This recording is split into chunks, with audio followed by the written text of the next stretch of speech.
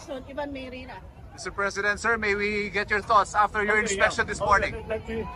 Statement lang muna din, sir. Okay. No, just a simple assessment lang.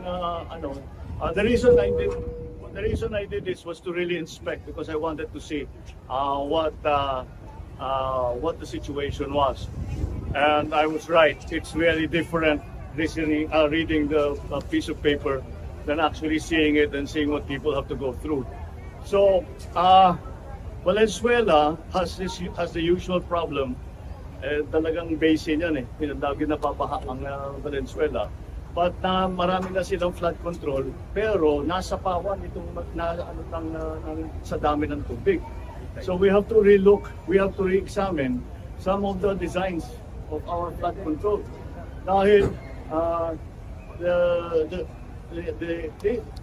for example, this was not the amount of water was not as bad as Undoy. But the effect was greater than Undoy. Mas malaki ang baha. Mas maraming nabaha na lugar kaysa panahon ng Undoy. Mas marami tayong flood control ngayon kaysa noon.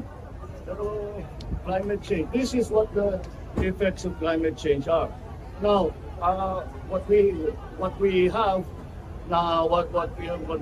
seen is that one of the most important parts that nagka-problema was that navigation gate that we went to na nasira because binangga ng isang barko basta hindi sumunod sa instructions, sinira niya. That is why Botas is still 80% underwater. Malabon the same, Valenzuela also. So we have to really look into that sort of thing. Yung pumping stations natin, marami na.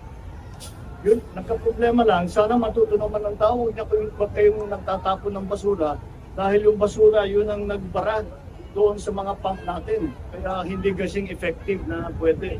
Lagi na bonus yung 81. In Valenzuela, I think they have 32. So marami na yung pumping station. Pero talaga, you have to put it somewhere.